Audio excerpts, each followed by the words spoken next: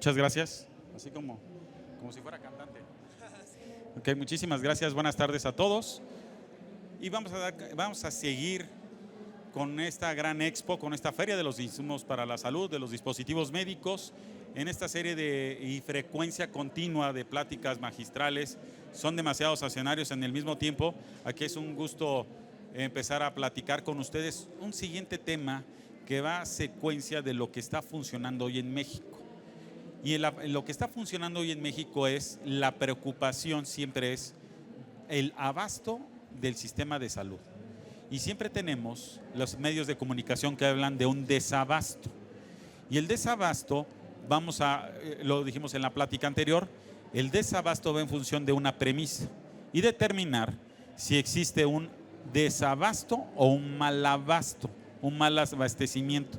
Y si bien en la plática anterior hablamos mucho del abastecimiento de los insumos para la salud en el sector público, hoy vamos a hablar sobre el derecho a la salud que tenemos no los mexicanos, sino los que vivimos en México, que es muy distinto, y la política pública. Nada más que no me dieron para cambiar.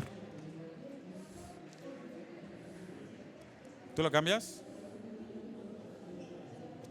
Adelante, por favor, la siguiente lámina. Y en la siguiente lámina quiero empezar a platicarles dónde viene el derecho a la salud. El derecho a la salud viene partido en dos ejes centrales de la Constitución mexicana.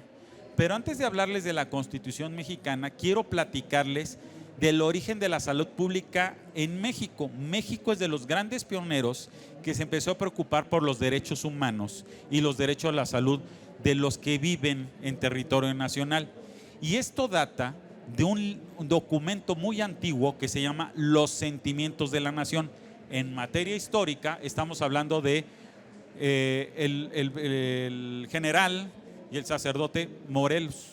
Él fue el que dictamina este documento junto con Pérez Rayón y emiten un documento que iba a ser la primera constitución de México. En temas históricos vamos a recordar que fueron capturados, fueron procesados y ya nunca llegó a ser. Sin embargo, este documento se plasmó y es la primera vez que se habla de los derechos humanos de los que viven en México. Y en esta parte de los derechos humanos encontramos que un derecho de los principales o fundamentales es el derecho a la salud. Y en el derecho a la salud vamos a hablar de los ejes rectores de la salud pública en México. ¿Cuál es nuestro derecho a la salud?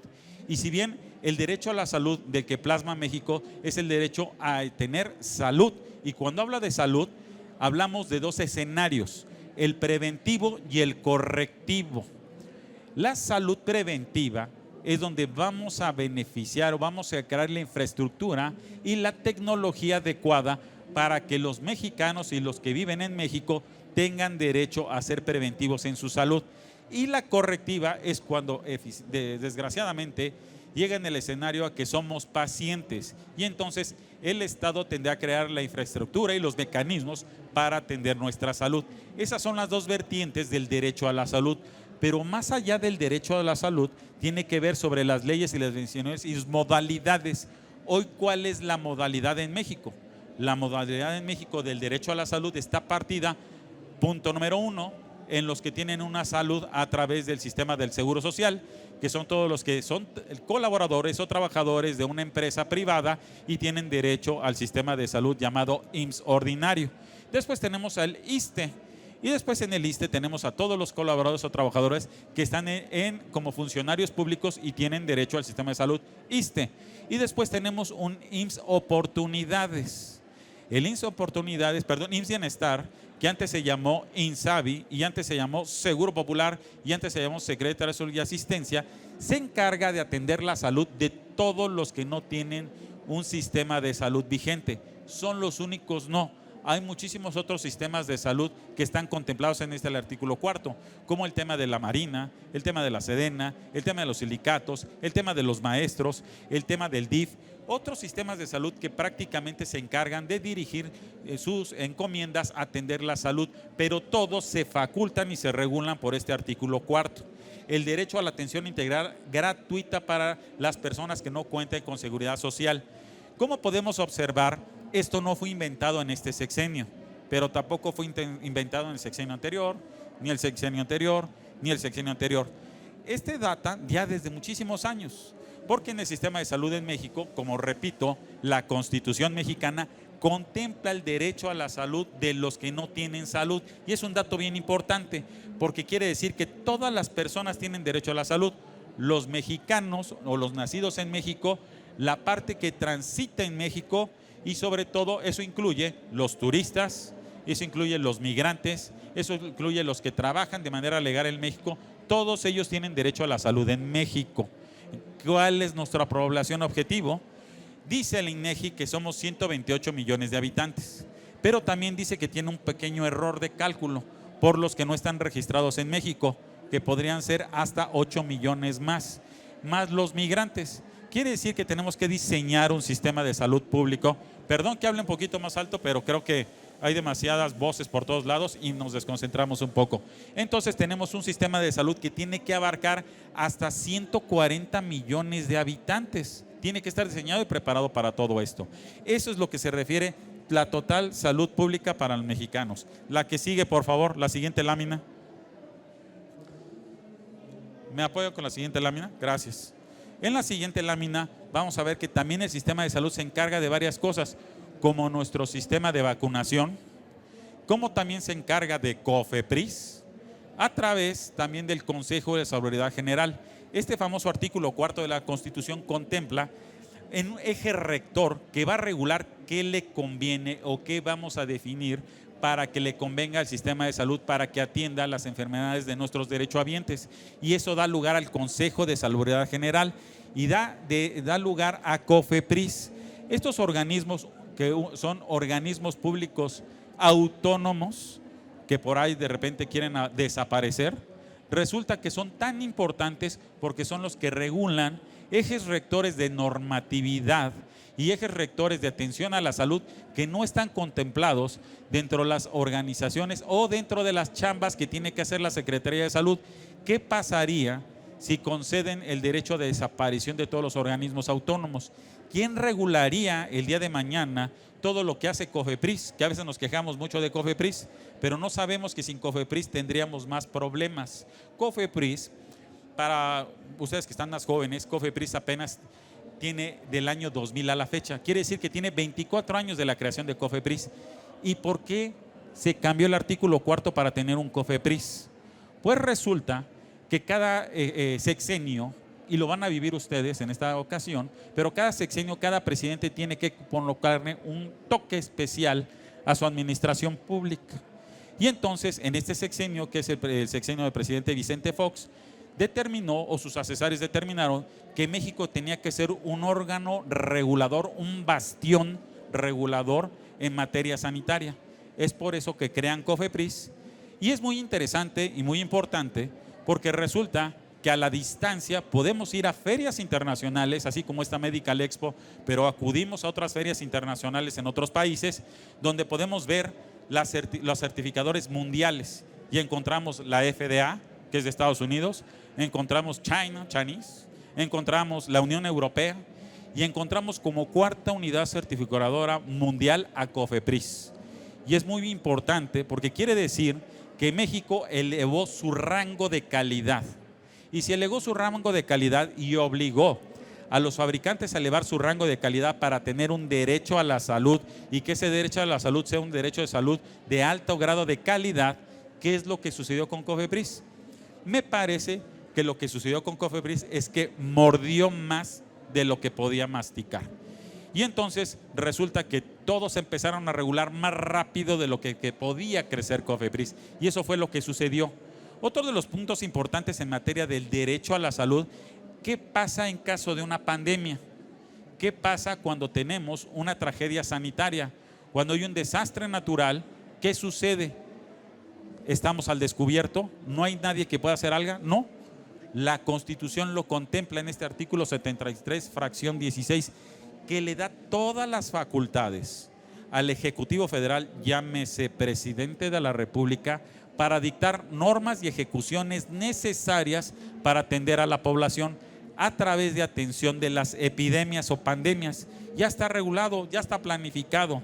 Entonces, vamos a saber que el encargado de dictar la norma de que ¿Qué vacunas? ¿Cuándo llegan las vacunas? Las pruebas. ¿Cuándo llegaron las pruebas?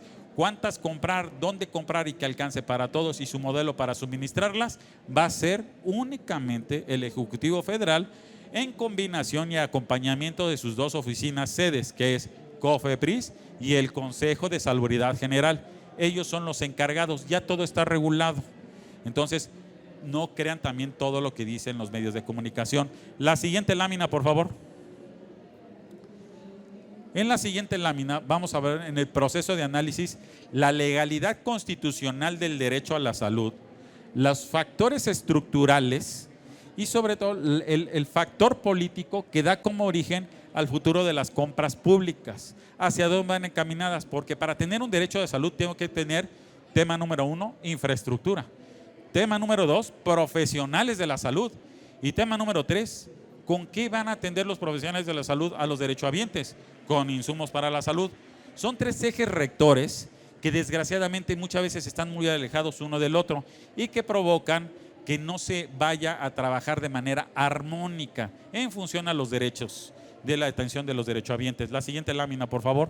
En función a eso, vamos a platicar de 2 escenarios. El escenario de la gobernabilidad y la gobernanza, que son 2 ejes rectores importantes. Uno, que nos va a dictar las normas de cómo vamos a trabajar en comunión. Y 2, las organizaciones que tenemos entre los gobernados y los gobernantes para poder llegar en comunión armónica con las leyes adecuadas para poder tener en este momento que vamos a hablar de la salud pública. A través de ello tenemos un eje rector que es el Plan Nacional de Desarrollo. Si me apoyas con la siguiente lámina. Y en la siguiente lámina tenemos que el Plan Nacional de Desarrollo es el documento más importante que tiene un sexenio, porque ahí es donde va a dictar sus reglas y sus normas y sus características de cómo va a atender las necesidades de la población. Para este sexenio es un dato bien interesante, porque aquí fueron las promesas para el sistema de salud en México.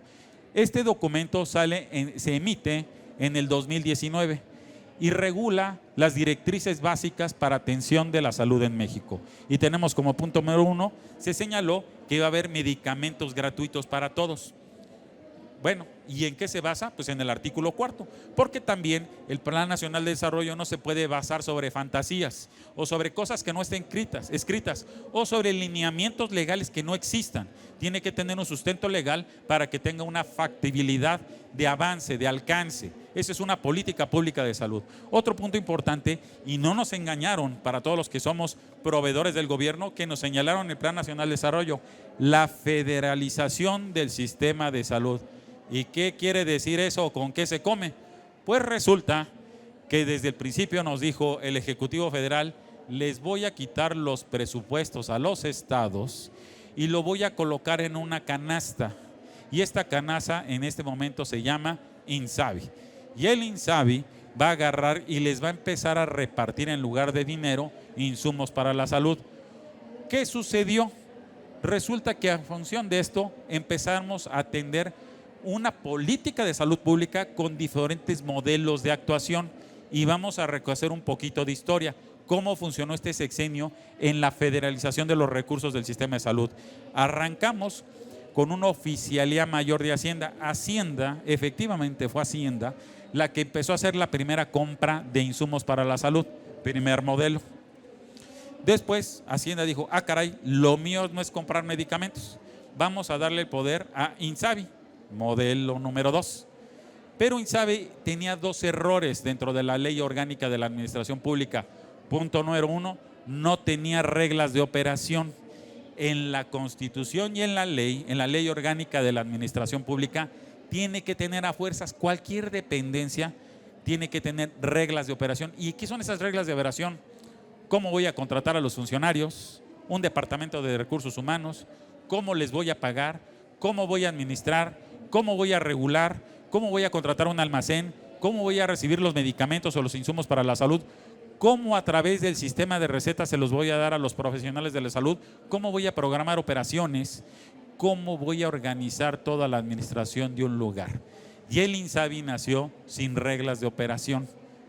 Con la excusa de la pandemia, le dieron un tiempo.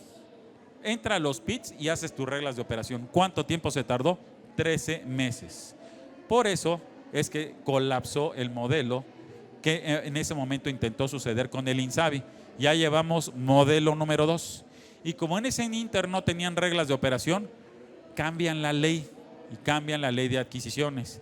Y hacen un modelo bastante interesante. Modifican el artículo 2 de la ley de adquisiciones donde señala, cuando yo traigo un organismo internacional para que haga las compras de los insumos para la salud, no aplica la ley de adquisiciones. Y entonces se trajeron, y algunos de ustedes lo conocieron, como la UNOPS. La Organización de las Naciones Unidas, su oficina especial de proyectos especiales, catalogada como la oficina más pulcra, limpia y ética que existe a nivel mundial, pero que no sabe comprar medicamentos. Donde había hecho unas compras de oncología en Brasil, otras en Costa Rica, Dominicana, y aquí le dieron el sistema de salud más importante de América Latina. Resultado, pues otro fracaso. Ya llevamos número 3. Entonces no nos salió el de la UNOPS. Y además sigue el sistema federalizado, porque lo dije en el Plan Nacional de Desarrollo y lo van a hacer así. Pues ahora vuelvo a cambiar. Pues vuelve a dar el INSABI, ya aprendió, ya tiene reglas de operación y se lo vuelven a dar al INSABI. Y hace la primera compra bianual por 2 años de insumos para la salud. ¿Pero qué creen? Ya hizo las reglas de operación, pero no hizo los pobalines. Políticas, bases y lineamientos de cualquier dependencia para ver cómo va a trabajar. Se les olvidó también. Y entonces vuelve a fracasar. Hay una regla bien interesante que funciona dentro de las políticas públicas. Cuando algo no sucede, cuando no sale, cuando no resulta, voy a cerrar la cortina de esa oficina, le cambio el nombre, voilà, y aparece con otro nombre. Vamos a empezar de nuevo. Y entonces resulta que les voy a poner diferentes ejemplos. Cuando estaba Vicente Fox, quiso hacerle auditoría a todo mundo. Y resulta que era tanto trabajo que sí iba a dar los 6 años. Entonces vamos a cambiarle el nombre. Y entonces estaba la SECODAM y creó la Secretaría de la Función Pública. Estaba la Secretaría de Salud y Asistencia y creó la Secretaría de Salud. Estaba SECOFI y mejor cerró la cortina y creó la Secretaría de Economía. Es un viejo truco. Entonces ahora desaparezco al INSABI y lo abro como el IMSS Bienestar. Era tanto problema, o sigue siendo un problema, regularlo después de tantos errores, que mejor te voy a cambiar el nombre. Como dice la canción, ¿cuál es el resultado?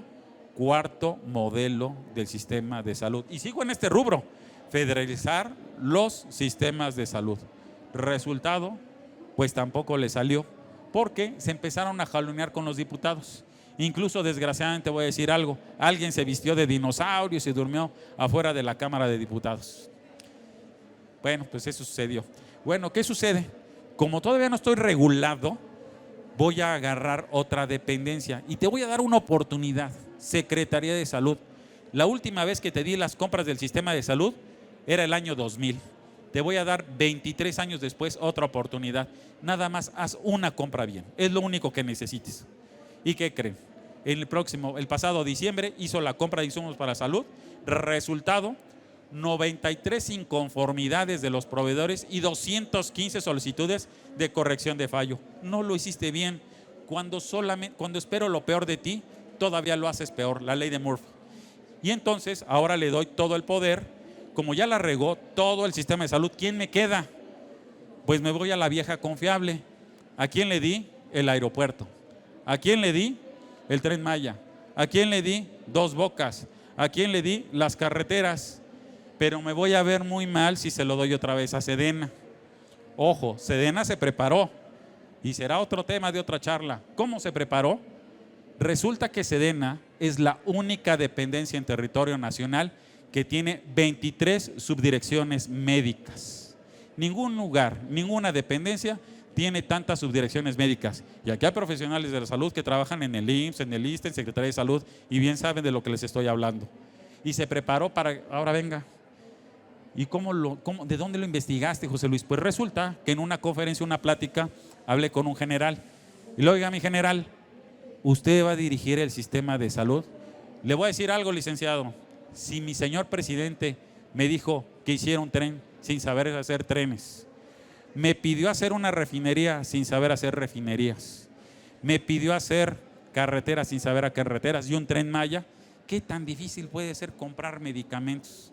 Resultado, para no vernos mal en Sedena y prepararlo para el próximo sexenio, ojo que se lo estoy adelantando, aguas con Sedena para el próximo sexenio en el sistema de salud. Saco a los generales de ahí y lo pongo en Birmex, una empresa del Estado, y ahora le doy las compras a Birmex. Eso es lo que está sucediendo para la federalización de los recursos del sistema de salud. Plan Nacional de Desarrollo nos los dijeron en el 2019, pero no nos gusta leer. Otra de las dinámicas es que señalaba, voy a implementar los modelos de atención de primaria, de primer sistema integral para la salud, que contemple los grandes rubros, prevenir, detectar y tratar. ¿Ya existen? No, pero nos quedan 2 días de sexenio. En una de esas puede aparecer. Hay que estar preparados. Otra parte dice, reorganizar la regulación sanitaria. Esto es igual a COFEPRIS.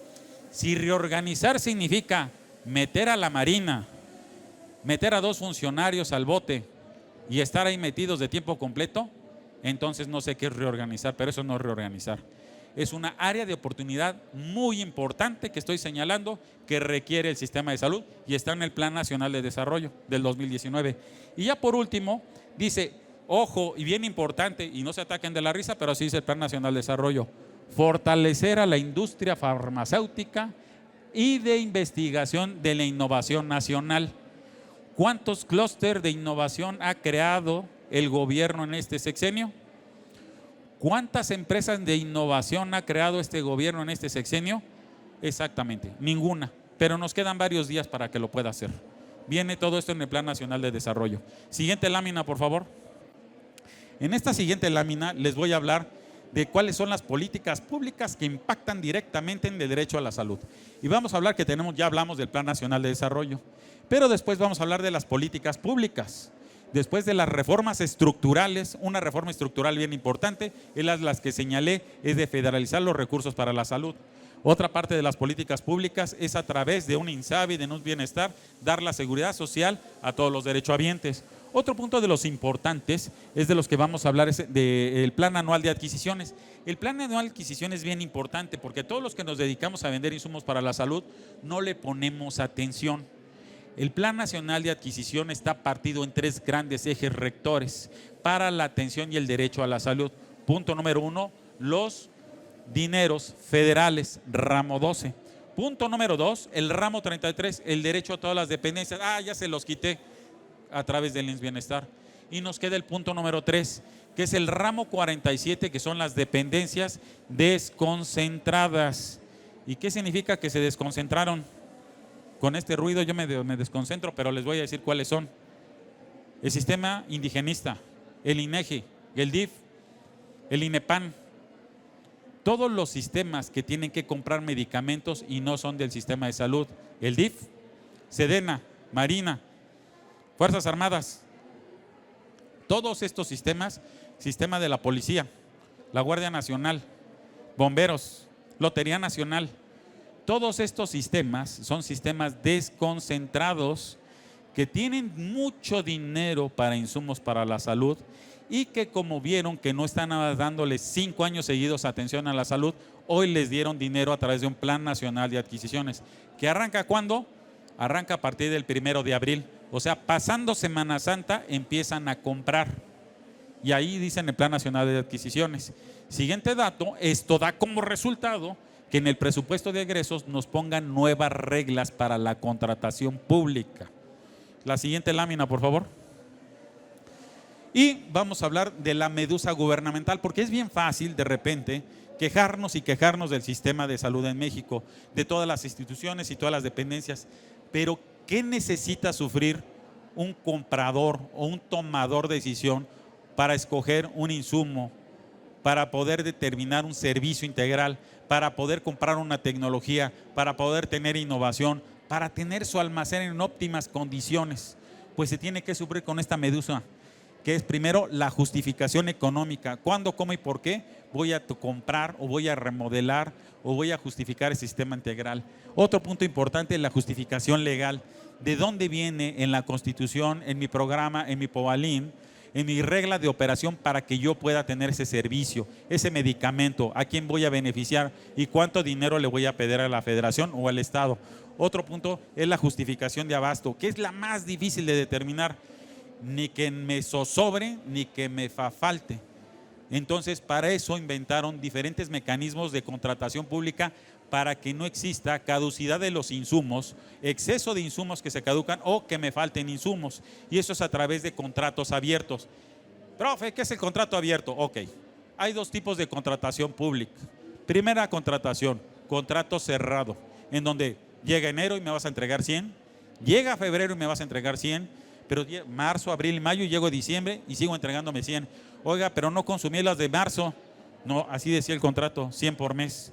Y la otra modalidad, que es una modalidad moderna, innovadora, que México fue de los primeros lugares en utilizarse, es la contratación abierta, sistemas vivos, que dependiendo a su consumo promedio mensual, va a determinar si de ese contrato, que son 100, necesito 200 para febrero, pero nada más necesito 50 para marzo y otra vez 100 en abril, y son contratos vivos, donde la obligación es comprar mínimo el 40%, máximo el 100%. De esa manera, no tiro el dinero, justifico el gasto y no tengo exceso de caducidades. Eso es lo que significa la justificación. Justificación de precios. Mucho tiempo ha tenido muchos temas el tema de la justificación de precios. Resulta que antes, en la primera ley de adquisiciones moderna en México, que apenas tiene del año 2000 esta nueva ley de adquisiciones, hablaba de que el gobierno era el cliente mejor favorecido. ¿Cómo se dieron cuenta que estaba violando los tratados de libre comercio? Le quitaron esta cláusula y empezaron a regirnos por los precios de mercado del sistema de salud, que son los precios cauce, que a través del Seguro Popular topaba precios de mercado y decía, no puedes vender, no puedes comprar arriba del 10, arriba del 15% o abajo del 10. Y entonces funcionó muy bien hasta que llega este sexenio. Dice, no, vamos a inventar una nueva ley. La ley de control de precios de medicamentos y insumos para la salud, para el sistema de salud en México. Afortunadamente no fue aprobada y afortunadamente no fue votada, pero es una de las leyes que alguien está pidiendo mayoría en el Congreso para poder meter esta nueva ley de control de precios de medicamentos e insumos para la salud del gobierno. ¿Sale? Hay que tener cuidado con esto. Y después viene la justificación de competencia, es decir, no monopolios y no prácticas desleales del comercio. O sea, no puedo comprar a quien está inhabilitado, quien tiene problemas de calidad, que tiene un problema con COFEPRIS, que tiene un problema con Hacienda, que no tiene su 32D, que es un documento que tiene Hacienda, que debe al gobierno algo. Esa es la justificación de competencia. Estas son la medusa gubernamental, lo que tiene que sufrir un tomador de decisión para poder llegar al objetivo, que es atender y tener el derecho a la salud de sus derechohabientes. La siguiente lámina, por favor. En esta siguiente lámina, esto da como resultado la estructura del derecho de la salud, cómo llego a la salud pública. Y si bien ya les platiqué de la Constitución y su artículo primero y su artículo cuarto, también ya les platiqué de las políticas de Estado, las políticas públicas. Les quiero poner en verde dos puntos bien importantes: los tratados de libre comercio y la ley de adquisiciones. México es el país que más tratados de libre comercio tiene firmado, más tratados tiene firmado en el mundo. Más de 900 tratados de derechos humanos, derechos laborales, derechos sociales, derechos servidores públicos, derechos fiscales, tratados de libre comercio, más de 900 tratados firmados. México tiene un problema. México tiene problema de que todo lo que le ponen encima firma. Y eso a veces causa problemas. Uno de los principales problemas que tiene la regulación, este tipo de regulaciones, y que violenta los tratados de libre comercio que tiene firmado México, 9 tratados vigentes para compras gubernamentales en el sistema de salud y la ley de adquisiciones, es un decreto, la etapa de los decretos. Y uno de los decretos que más duele es el decreto de ministerios homologados. ¿Qué significa eso? México en el 2020, con la regla de piso parejo, firmó un decreto donde permite que se importen insumos para la salud sin registro sanitario, donde se pierde la regulación sanitaria, la trazabilidad sanitaria, el cuidado sanitario, la tecnovigilancia, y pone en riesgo la salud de los derechohabientes. Así de grave puede suceder. ¿Y dónde está COFEPRIS? Pues COFEPRIS quedó abandonado en el segundo cajón del lado derecho del escritorio de algún funcionario público, porque está violentando los derechos de la salud. Esa es una realidad que tenemos que evitar, no volviendo a firmar lo que no debemos de firmar.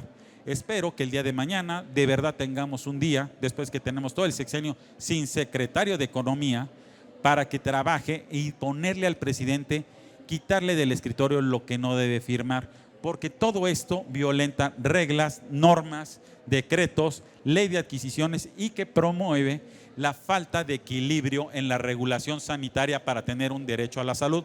Regreso a la pregunta del inicio de la plática. ¿Tenemos un desabasto o un mal abasto de insumos para la salud? Este es el resultado por qué podemos tener un mal abasto del sistema de salud. La siguiente lámina, por favor. La siguiente lámina, y lo pongo, me vi muy creativo, porque el sistema de salud de repente se pone como un dolor de muelas. Y es la estructura molar de las compras públicas.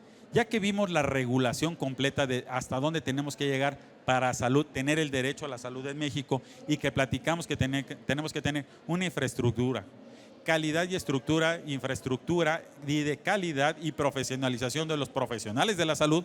Ahora vamos a darles instrumentos para que atiendan al sistema de salud, y eso es la contratación pública. Y vamos a ir desde la raíz hasta el final, hasta la caries del sistema de salud. Y la raíz es el derecho humano, que ya contemplamos en el artículo 1 y el artículo 4 de la Constitución, y después nos va a hablar de la libre competencia, la libertad que tienen todos los individuos, todos los profesionales que están hoy con sus stands promoviendo sus insumos para la salud de manera libre. La ley los cuida y los protege bajo la regulación de evitar los monopolios, de evitar las prácticas desleales. Esto ya lo contempla el sistema de compras públicas. Aquí ya les vuelvo a repetir en materia de salud lo que significa el Consejo de Salud General y COFEPRIS. Después voy a hablar de la contratación pública y de los tratados de libre comercio. Hoy los tratados de libre comercio, señala la Constitución, son de margen obligatorio, que hoy no se están utilizando. Es muy difícil o muy diferente decir no se utilizan o no se respetan. ¿Cuál es la diferencia? La diferencia es que México hace una regulación para no utilizarlos y de esa manera no viola los derechos de los socios comerciales. Es un pequeño truco a través de decretos para que los socios comerciales de países que vienen de países miembros con los que México tiene firmado tratado no participen en la contratación pública. Y eso ha provocado lo que se llama las estrategias de inversiones codorniz o golondrina. ¿Qué significa eso? Vienen, dejan insumos para la salud y se retiran del país. Y se pierde la trazabilidad sanitaria a lo que México tanto tiempo le costó llegar para tener una calidad en el sistema de salud, y nos pide y nos regula todos los días a los mexicanos y nos exige mucho, pero no da facultades y condiciones iguales para los iguales. Eso es por lo que tenemos que luchar en el sistema de salud mexicano y todos los profesionales de la salud. La siguiente lámina, por favor.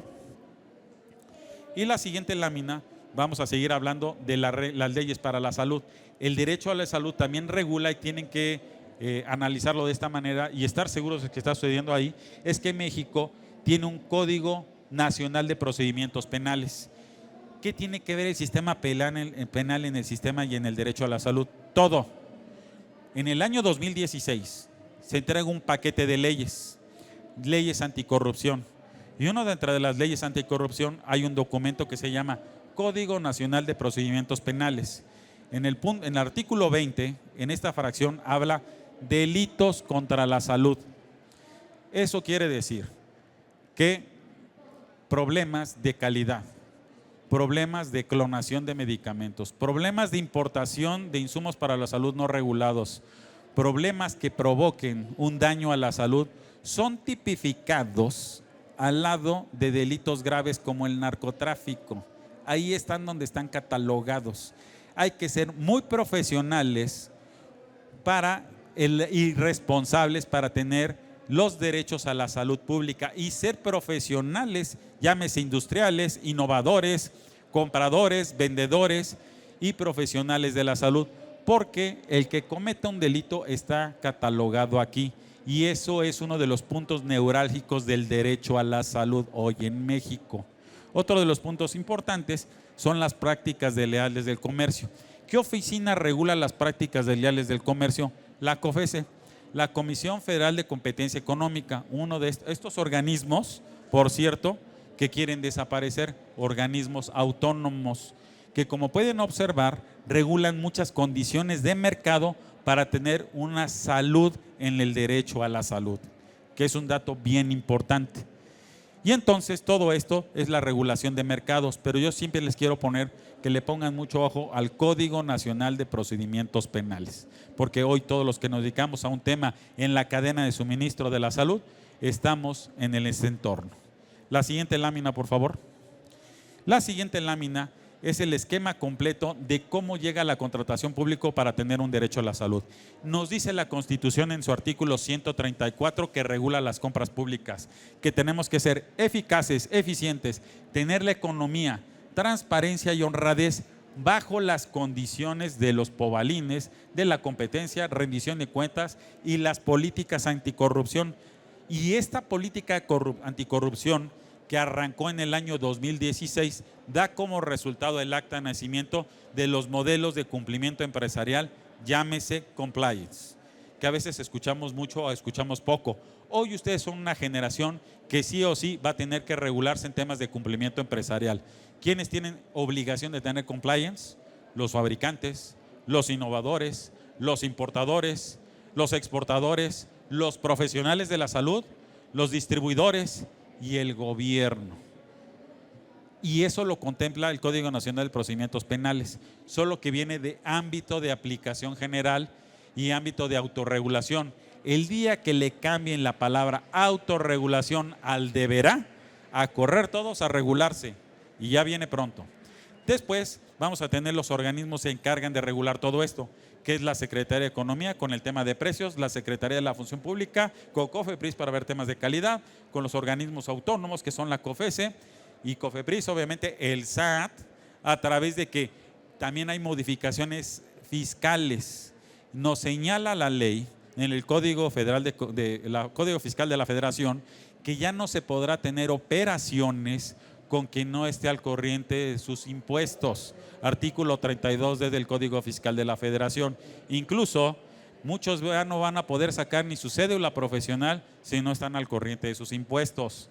Todo esto porque señala la ley y demás circunstancias pertinentes. ¿Qué significa eso? Lo que se me vaya ocurriendo en el camino. ¿Sale? Entonces, todo esto es la regulación de la contratación pública para tener un correcto derecho a la salud como política pública. La siguiente lámina, por favor. Y finalmente les quiero platicar con una frase, que siempre pongo una frase final para despedirme de una plática. Quiero platicar es que el derecho a la salud es el derecho humano más importante para el desarrollo social, económico, de bienestar para el mexicano. Las políticas se deben adecuar a la máxima necesidad del ser humano y el avance y la modernidad de las políticas públicas son el éxito de la salud en México, recordando que la innovación, la responsabilidad social, responsabilidad económica son el éxito para que juntos logremos estar en pro y a favor del sistema de salud en México. Muchísimas gracias.